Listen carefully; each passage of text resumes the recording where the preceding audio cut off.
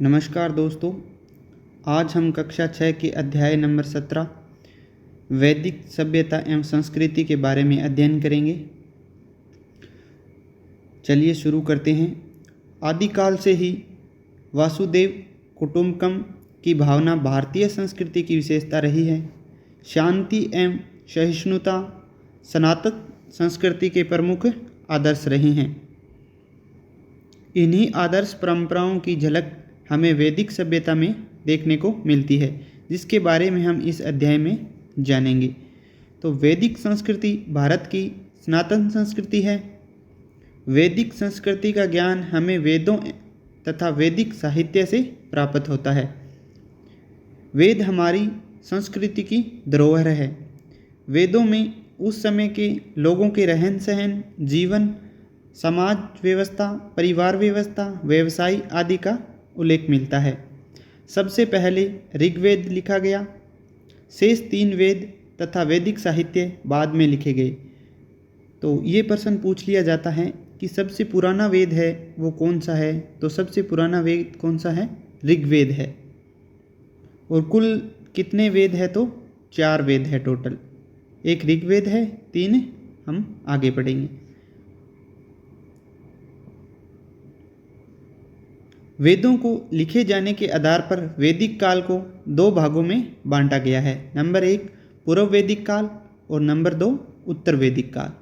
पूर्व का अर्थ पहले, उत्तर का अर्थ बाद में, कि जो वैदिक काल से पहले लिखे गए उसे पूर्व वैदिक काल और जो वैदिक काल के बाद में लिखे गए उन्हें उत्तर वैदिक काल। ऋग्वेद के समय की सभ्यता को ऋग्वैदिक सभ्यता एवं उसके बाद वैदिक काल की सभ्यता को उत्तर वैदिक काल की सभ्यता कहते हैं। वैदिक साहित्य के बारे में अब आगे देखेंगे कि वैदिक साहित्य क्या है। वेद भारतीय संस्कृति की महत्वपूर्ण आधार है। सत्य एवं ज्ञान के बीज हमें वेदों से प्राप्त होते हैं, क्योंकि समस्त ज्ञान वेदों में निहित है। वेद भारत का आदि ग्रंथ है एवं आर्यावर्त की प्राचीन रचना है। इसकी संख्या 4 है। तो वेदों की कुल कितनी संख्या है? 4। नंबर 1 पे क्या आता है? ऋग्वेद। नंबर 2 पे यजुर्वेद, 3 पे सामवेद और 4 पे अथर्ववेद। इसी आधार से अपने को याद करने हैं। तो सबसे पुराना कौन सा हो गया? तो ऋग्वेद और सबसे अंतिम अथर्ववेद। चलिए इनके बारे में थोड़ी थोड़ी और जानकारियाँ प्राप्त करते हैं। तो नंबर 1 पे है ऋग्वेद। यह सबसे प्राचीन वेद है। वर्तमान में प्रचलित गायत्री मंत्र ऋग्वेद का ही एक मंत्र है। तो गायत्री मंत्र कहाँ से लिया गया है? तो ऋग्वेद से लिया गया है। नंबर 2 पे है यजुर्वेद। यह ऋग्वेद से बहुत बाद में लिखा गया। इसमें यज्ञों में प्रयुक्त होने वाले श्लोक एवं मंत्र, तो इसमें क्या है, जो यज्ञ में श्लोक और मंत्र प्रयोग में लिए जाते हैं वो किसकी देन है? तो यजुर्वेद की। यह गद्य पद्य दोनों में लिखा गया है। तो निम्न में से कौन सा वेद है जो गद्य और पद्य दोनों में लिखा गया है? तो वह है यजुर्वेद। 2 नंबर वाला वेद है वो गद्य और पद्य दोनों में लिखा गया है। चलिए 3 नंबर देखते हैं। 3 नंबर पे आता है सामवेद। सामवेद में देवताओं की पूजा करने के सभी मंत्र शामिल है। यज्ञ के समय देवताओं की स्तुति करने के लिए जो गीत गाए जाते हैं वो भी इसमें शामिल है। सामवेद में उनका भी संग्रह है। भारतीय संगीत में स्वर का उद्भव सामवेद से हुआ है। तो सामवेद का मुख्य कार्य क्या है? जो इसमें क्या क्या लिखा गया है? तो देवताओं की पूजा करने के सभी मंत्र इसमें शामिल है। नंबर 2 पे जो गीत गाए जाते हैं देवताओं की स्तुति में वो है। और भारतीय संगीत में स्वर का उद्भव सामवेद से हुआ है। इसका कुछ भाग ऋग्वेद से लिया गया है। नंबर 4 पे अपने देखते हैं अथर्ववेद। इस वेद का नाम अथर्व ऋषि के नाम पर पड़ा है। इसमें चिकित्सा विधि एवं रोगों के संबंधित ज्ञान आदि संकलित है। तो चिकित्सा विधि और रोगों से जितना कोई ज्ञान है वो किस में संबंधित है? अथर्ववेद में। तो इस प्रकार से अपनों ने देखे 4 वेद और उनके अलग अलग उसमें क्या लिखा गया है उसके बारे में देखा। आगे देखते हैं वैदिक कालीन धर्म एवं दर्शन। संपूर्ण भारतीय जीवन दर्शन और साहित्य का आधार धर्म ही रहा है। भारतीय संस्कृति के परम प्राण धर्म में ही विद्यमान है। धर्म के अंतर्गत सत्य बोलना, चोरी न करना, कर्म व वचन से पवित्रता का पालन करना तथा काम क्रोध पर नियंत्रण, इंद्रियों पर नियंत्रण, दान धर्म करना आदि बातें शामिल है। वैदिक धर्म व दर्शन केवल भारतीयों को दृष्टि में रखकर ही अपना स्वरूप प्रकट नहीं करता है, बल्कि यह मानव को विश्व मानव बनाने की योग्यता रखता है। यह दुनिया के प्रत्येक व्यक्ति के लिए उपयोगी है। अब आगे हम देखते हैं वैदिक सभ्यता एवं संस्कृति की प्रमुख विशेषताएं। तो वैदिक कालीन सामाजिक जीवन कैसा था उसके बारे में अपने अध्ययन करेंगे। तो नंबर 1 पे है संयुक्त परिवार। वैदिक काल में आर्यों का जीवन काफ़ी सुव्यवस्थित था। समाज की मूल इकाई परिवार थी। पिता परिवार का मुख्य था। तो उस समय मुखिया कौन था? तो पिता। तो पितरात्मक समाज उस समय था। तो वैदिक काल में संयुक्त परिवार की प्रधानता थी। माता पिता, भाई बहन, चाचा भतीजा, पुत्र पौत्र आदि 4-5 पीढ़ियाँ एक ही परिवार में रहती थी। संयुक्त परिवार प्रणाली के मूल 2 बातें प्रमुख थी। नंबर 1 परिवार की संपत्ति तथा सदस्यों की सुरक्षा और नंबर 2 आजीविका। आजीविका के मुख्य साधनों यहाँ कृषि, पशुपालन तथा कुटीर उद्योग धंधों में सभी का सम्मिलित योगदान होता था। इस प्रकार उनका पारिवारिक जीवन सुखी एवं शांति में था। यद्यपि पुरुष परिवार का मुख्य होता था, किंतु परिवार के कार्य में महिला का महत्वपूर्ण स्थान था। नंबर 2 पे है शिक्षा। और इसको पढ़ने से पहले अपने इस बॉक्स में जो कुछ दिया है उसके बारे में थोड़ा सा देख लेते हैं। यहाँ क्या लिखा हुआ है? तो देखिए वैदिक सामाजिक जीवन के प्रमुख विशेषताएं। नंबर 1 तो हमने पढ़ ही लिया, संयुक्त परिवार, नैतिक व आध्यात्मिक शिक्षा। नंबर 3 नारी का समाज में महत्वपूर्ण स्थान। नंबर 4 जीवन में 16 संस्कारों का महत्व, वासुदेव कुटुंबकम की भावना और आश्रम व्यवस्था। तो ये कुल मिलाकर 6 विशेषताएं थी, जिसमें एक अपनों ने देख ली है, आगे बाकी हम देखेंगे। नंबर 2 पे है शिक्षा। वैदिक काल में शिक्षा का महत्वपूर्ण स्थान था। शिक्षा का आधार सादा जीवन, उच्च विचार था। गुरुकुल में शिक्षा दी जाती थी। लड़के लड़कियों को समान रूप से शिक्षा दी जाती थी। शिक्षा का माध्यम संस्कृत था। तो शिक्षा का माध्यम क्या था? कौन सी भाषा थी? तो संस्कृत। उस समय संस्कृत भाषा काफ़ी उन्नत अवस्था में थी। शिक्षा का प्रधान लक्ष्य बौद्धिक एवं आध्यात्मिक विकास तथा आचरण में पवित्रता को विकसित करना था। तो शिक्षा का जो मुख्य लक्ष्य था वो क्या था? बौद्धिक व आध्यात्मिक विकास और आचरण की पवित्रता को विकसित करना था। तो नंबर 3 पे देखते हैं नारी का स्थान। वैदिक काल में समाज में स्त्रियों को महत्वपूर्ण स्थान प्राप्त था। परिवार में स्त्री को पुरुषों की तरह सभी अधिकार प्राप्त थे। सामाजिक व धार्मिक समारोह पर वह पुरुषों के साथ भाग लेती थी। इस काल में पर्दा प्रथा नहीं थी। लड़कियों को पढ़ाने का प्रचलन था, जिसके परिणाम स्वरूप घोष, अपाला, लोपामुद्रा, श्रद्धा आदि परम विदुषी स्त्रियां इस काल में हुई थी। तो वैदिक काल की अगर अपने से पूछ लें कि कौन कौन सी विदुषी महिलाएं थी, तो उनके नाम क्या क्या हैं? घोषा, अपाला, लोपामुद्रा और श्रद्धा। इस काल में ये प्रमुख विदुषी थी जिन्होंने वैदिक ऋचाओं की रचना की थी। यत्र न्यस्तु पूज्यन्ते रमन्ते तत्र देवता, अर्थात जहाँ स्त्रियों का सम्मान होता है वहाँ देवताओं का निवास होता है।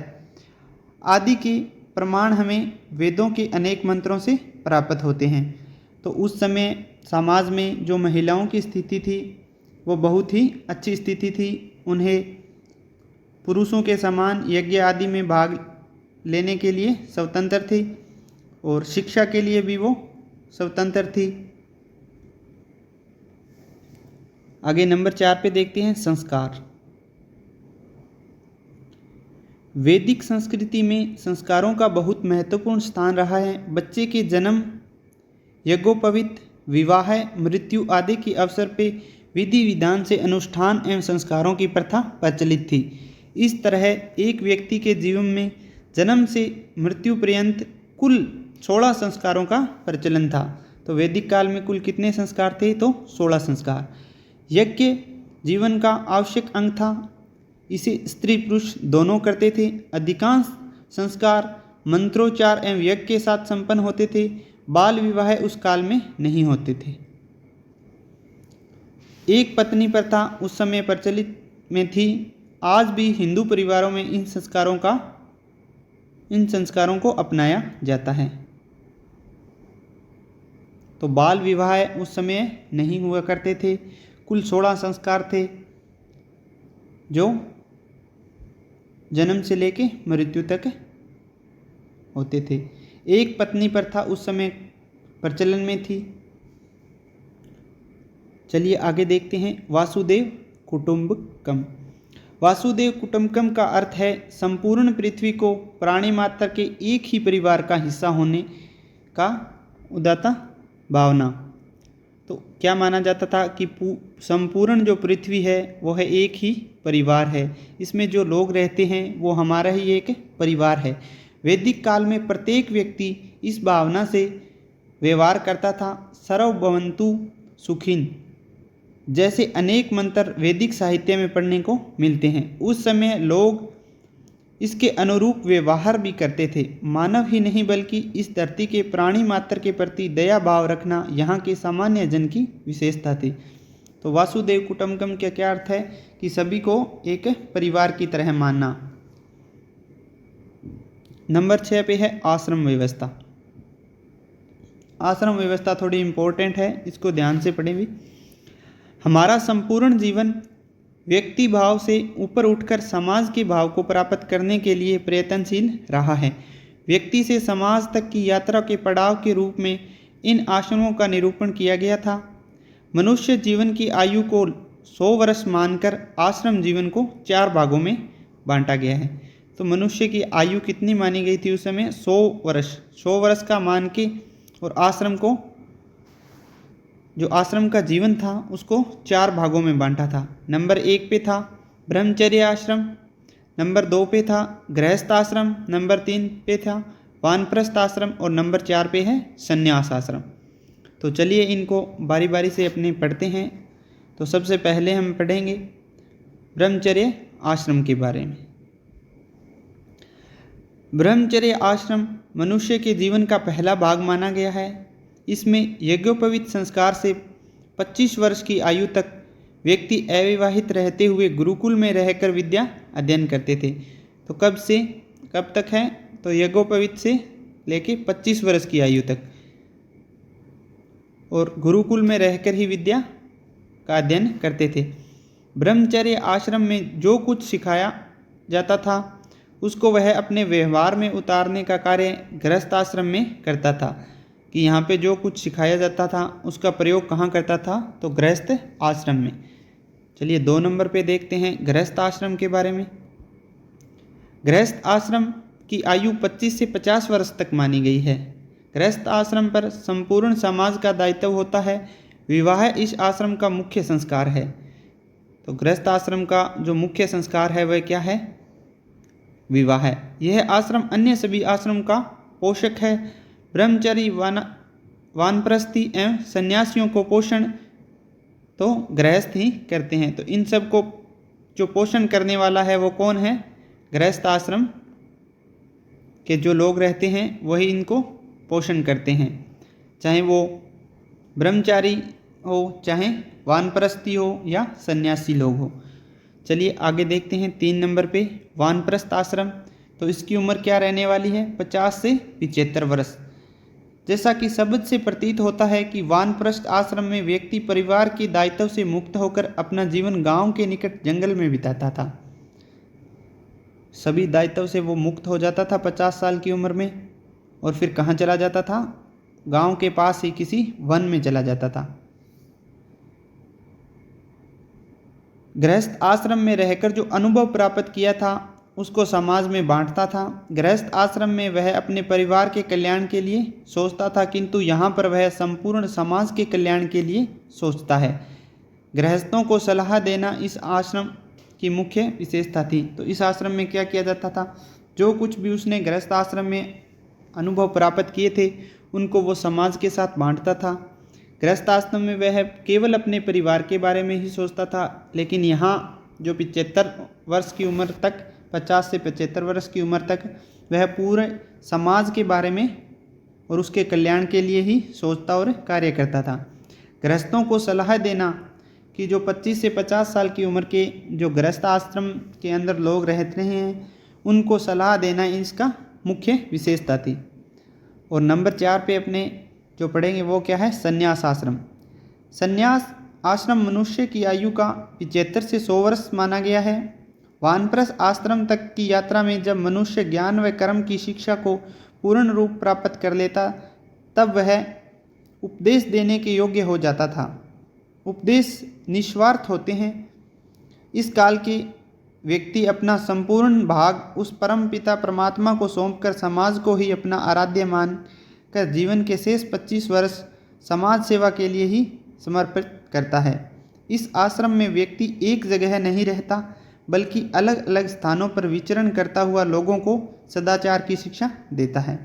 तो अपने अंतिम 25 वर्षों में वो परमात्मा को, परम पिता परमात्मा को संपूर्ण भाग अपना सौंपकर समाज को ही अपना आराध्य मानता है और एक जगह न रहकर वह अलग अलग स्थानों पर विचरण करता रहता है और लोगों को अच्छी शिक्षा प्रदान करता है। नंबर 7 पे पढ़ेंगे अपने वर्ण व्यवस्था। वर्ण व्यवस्था का प्रारंभिक स्वरूप बहुत अच्छा था। वह कर्म और श्रम के सिद्धांत पर आधारित थी। तो ये बहुत ही इम्पोर्टेंट क्वेश्चन है जो आप यहाँ देख सकते हैं कि वर्ण व्यवस्था किस सिद्धांत पर आधारित थी। तो वह कर्म और श्रम के सिद्धांत पर आधारित थी। जन्म से इसका कोई संबंध नहीं था। कर्म से कोई भी व्यक्ति ब्राह्मण, क्षत्रिय, वैश्य अथवा शूद्र हो सकता था कि जैसा वो कार्य करता था उसको वैसा ही मान लिया जाता था। वर्ण व्यवस्था व्यवसाय से जुड़ी हुई थी और वर्ण विभाजन जन्मजात नहीं था। आवश्यकता अनुसार कोई भी व्यक्ति अपना व्यवसाय बदल सकता था और उसके साथ ही उसका वर्ण भी बदल जाता था। जो वर्तमान समय में है वैसी व्यवस्था नहीं थी। जो व्यक्ति जैसा कार्य कर रहा है उसका वर्ण भी वैसा ही मान लिया जाता था और उस वर्ण व्यवस्था के अंदर वह अपने वर्ण को काम के अनुसार बदल भी सकता था। इन वर्णों में अपने खान पान तथा वैवाहिक संबंधों पर किसी प्रकार का कोई प्रतिबंध नहीं था और न ही छुआछूत थी। न तो किसी वर्ण का छोटा माना जाता था और न ही अपवित्र माना जाता था। ऋग्वेद में एक स्थान पर एक व्यक्ति कहता है कि मैं मंत्र का निर्माण हूँ, मेरे पिता वैद्य है और मेरी माता पत्थर की चक्की से अन्न पीसने वाली महिला है। इससे स्पष्ट है कि वैदिक काल में वर्ण व्यवस्था जन्म प्रदान न होकर कर्म प्रदान थी। तो वैदिक काल में जो वर्ण व्यवस्था थी वो किस प्रकार की थी, तो कर्म प्रदान थी। आगे हम पढ़ेंगे वैदिक कालीन राजनीतिक जीवन। आर्यों के राजनीतिक जीवन का मूल आधार कुटुंब था। कई कुटुंबों को मिलाकर एक ग्राम बना। ग्राम के अधिकारी को ग्रामणी कहते हैं। तो ग्रामणी किसे कहते हैं, ये क्वेश्चन काफ़ी बार पूछा गया है या ऐसे पूछा गया है कि ग्राम के अधिकारी को क्या कहते थे। तो ग्राम के अधिकारी को ग्रामणी कहते थे। कई ग्रामों के समूह को मिलाकर विश नामक इकाई बनती थी जिसका अधिकारी विशपति कहलाता था। कई विशों के समूह से जन नामक इकाई बनती थी जिसका अधिकारी को शासक अथवा राजन कहा जाता था। जनों का राजनीतिक संगठन प्राय एक जैसा था। तो इसमें क्या पढ़ा आप लोगों ने कि कुटुंबों को मिलाकर एक ग्राम बनता था और ग्राम का जो अधिकारी होता था उसे ग्रामणी कहते थे। कई ग्रामों के समूह से एक विश बनता था। विश के जो अधिकारी होता था उसको विशपति कहा जाता था कई विषयों से के समूह से जन बनता था और जन के अधिकारी को शासक अथवा राजन कहा जाता था। राजन और उसके कार्य, तो चलिए देखते हैं कि राजा के क्या क्या कार्य थे। राजन राज्य का सर्वोच्च अधिकारी था। सामान्यतः राजा की मृत्यु के बाद उसका पुत्र शासक बनता था, अर्थात उसका पद पैतृक था, तो राजा का बेटा राजा बनता था। परंतु कभी कभी जनता नए राजे का निर्वाचन भी करती थी। कई बार ऐसा होता था कि नए राजा को भी चुन लिया जाता था। राज्य की समस्त शक्तियां उसके हाथों में केंद्रित थी। वह राज्य के कर्मचारियों तथा अधिकारियों को नियुक्त करता था तथा उन्हें पदोन्नति एवं पदच्युत भी कर सकता था, कि उनकी उन्नति भी हो सकती थी और उनको नीचे पद पे भी लाया जा सकता था। उसका निर्णय अंतिम समझा जाता था, किंतु वह मनमानी नहीं कर सकता था। अपने मंत्री परिषद से विचार विमर्श करने के बाद वह अपनी नीति निर्धारित कर सकता था। उसको परामर्श देने के लिए सभा तथा समिति नामक 2 संस्थाएं थी। तो यहाँ ये प्रश्न है, इसको थोड़ा सा आप नोट कर लें कि राजा था, उसको जो परामर्श देने के लिए कौन कौन से थे, तो सभा तथा समिति नाम की 2 संस्थाएं थी। कौन कौन सी 2 संस्थाएं थी, तो सभा तथा समिति। समिति जनता के सदस्यों का संगठन था, जबकि सभा केवल मुख्य पदाधिकारियों एवं विद्वानों की बैठक थी। तो समिति क्या थी और सभा क्या थी, इसके बारे में देखा। सभा तथा समिति को काफ़ी प्रशासनिक अधिकार प्राप्त थे। वे राजा को पदच्युत एवं निर्वाचित कर सकती थी। वे राजा को शासन कार्य चलाने में सहयोग देती थी और उसकी शक्तियों का अंकुश रखती थी। शक्तिशाली राजा भी इन संस्थाओं के निर्णय की अवहेलना करने का साहस नहीं कर सकता था। तो ऐसा नहीं है कि राजा के पास सारी शक्तियाँ थी तो वह अपनी मनमानी कर सके। उसके लिए सभा और समिति नामक 2 संस्थाएं थी, जिसमें वह राजा को अपने पद से हटा भी सकती थी और राजा का निर्वाचन भी कर सकती थी। तो शासन कार्य चलाने में वह इसका सहयोग देती थी और राजा की जो शक्तियां थी उन पे कंट्रोल भी रखती थी। आगे देखिए, वेदकालिक आर्थिक जीवन कैसा था, इसके बारे में देखेंगे। तो आर्यों का आर्थिक जीवन काफ़ी उन्नत था। उस समय लोगों की आजीविका मुख्य साधन कृषि एवं पशुपालन एवं व्यापार था। तो इनका आर्थिक जीवन काफ़ी समृद्ध था और उस समय लोग क्या करते थे, कृषि करते थे, पशुपालन करते थे और व्यापार करते थे। चलिए अब आगे देखते हैं कृषि के अंदर। तो इन तीनों के बारे में अपने देखेंगे, कृषि, पशुपालन और व्यापार के बारे में। तो नंबर 1 पे देखेंगे कृषि। आर्यों का मुख्य व्यवसाय कृषि था। वे जौ, गेहूं, चावल आदि फसलें पैदा करते थे। इस काल में कृषि वर्षा पर निर्भर थी। वर्षा के अभाव में कुएं तथा नहरें भी जल सिंचाई के साधन थे। खेती का काम हल व बैल से किया जाता था। अच्छी फसल के लिए खाद्य का प्रयोग भी किया जाता था। प्रत्येक गांव में 2 प्रकार की भूमि होती थी। नंबर 1 पे है उर्वरा और नंबर 2 पे है खिल्य। उर्वरा भूमि का फसल पैदा हो सकती थी। ऐसी भूमि पर किसी न किसी व्यक्ति का अधिकार होता था। खिल्य भूमि उसे कहते हैं जो बंजर होती है। ऐसी भूमि पर समस्त गांव का अधिकार होता था। वहां पर ग्रामीण अपने पशु चराते थे। तो 2 प्रकार की भूमि हुआ करती थी। जो उर्वरा, जहाँ पे कुछ उगाया जा सकता था, उस भूमि को क्या कहते थे, उर्वरा। और नंबर 2 पे थी खिल्य, जहाँ पे बंजर भूमि होती थी, पूरे गांव का उस पे अधिकार होते थे और वहाँ पे लोग अपने पशु चराते थे। नंबर 2 पे देखते हैं पशुपालन। आर्यों का दूसरा मुख्य व्यवसाय पशुपालन था। उस समय आर्य लोग गाय, भैंस, भेड़, बकरी एवं घोड़ा आदि पशुओं का पालन करते थे। गाय का उनके जीवन में विशेष महत्व था। नंबर 3 पे देखते हैं शिल्प।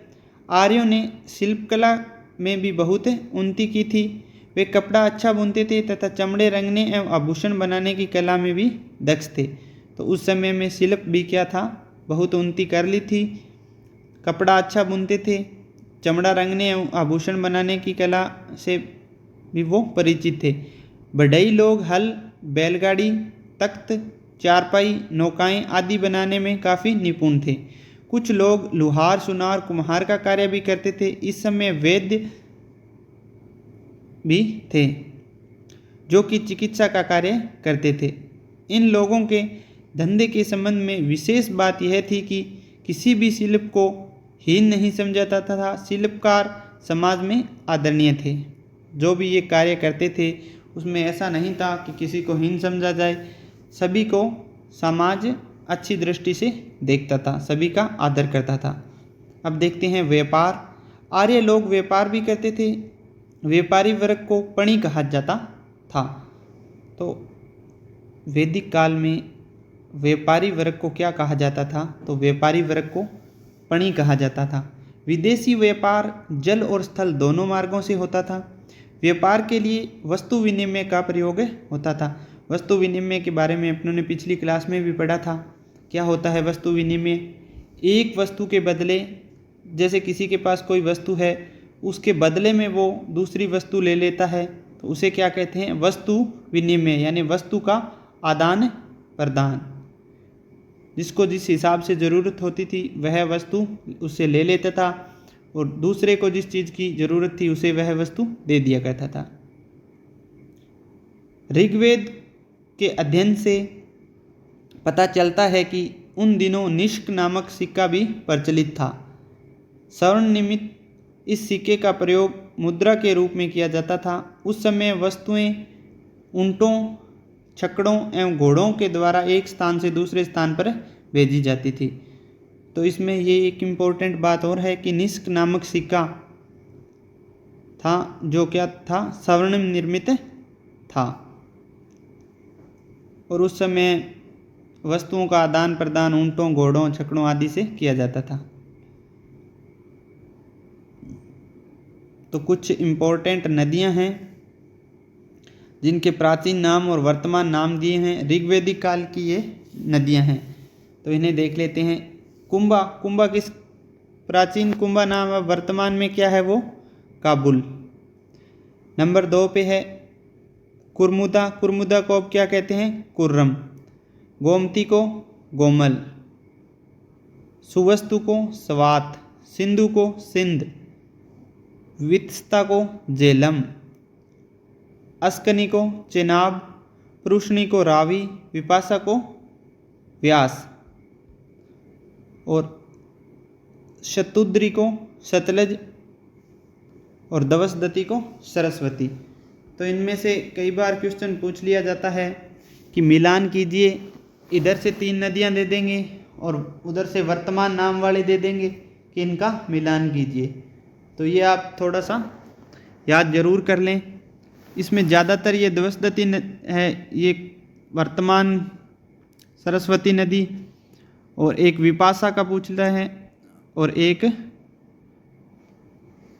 ये कुंभा। कुंभा कौन सी थी? काबुल वाली थी। और वितस्ता, ये 4 इम्पोर्टेंट है, इनको आप जरूर देख लें। आगे देखते हैं शब्दावली। वैदिक साहित्य, वैदिक काल में लिखा गया साहित्य उसे कहते हैं वैदिक साहित्य। उपदेशक मतलब उपदेश देने वाला। कुटुंब क्या होता है? परिवार। अभ्यास के क्वेश्चन हैं जिसमें आप देख सकते हैं वेदों की संख्या, सरस्वती नदी का प्राचीन नाम, वेदकालीन 2 राजनीतिक संस्थाओं के नाम, वैदिक काल में पारिवारिक प्रथा कैसी थी, पणी व निष्क का अर्थ क्या है, वेद के नाम, वैदिक शिल्प कला पर संक्षिप्त में टिप्पणी। तो इस प्रकार से आज हमने ये 7 नंबर चैप्टर देखा। अगर आपको हमारी वीडियो अच्छी लगे तो प्लीज़ चैनल को सब्सक्राइब ज़रूर करें और इस वीडियो को अपने दोस्तों तक भी शेयर करें ताकि अन्य लोगों को भी फ़ायदा मिले।